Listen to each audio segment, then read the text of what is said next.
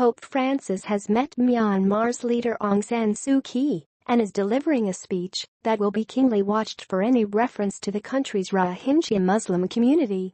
Myanmar has been accused of ethnic cleansing, with 620,000 Rohingya fleeing to Bangladesh since August.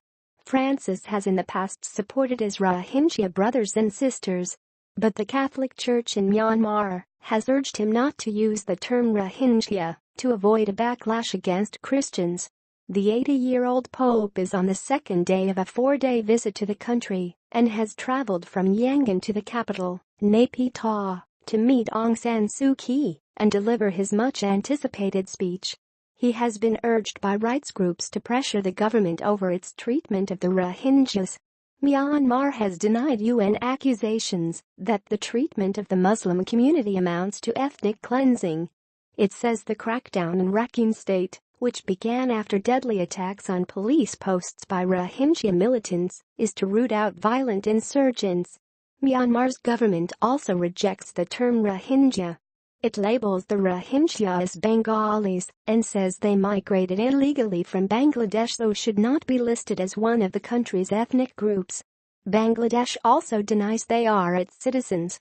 Ms. Suu Kyi has been criticized for her lack of action.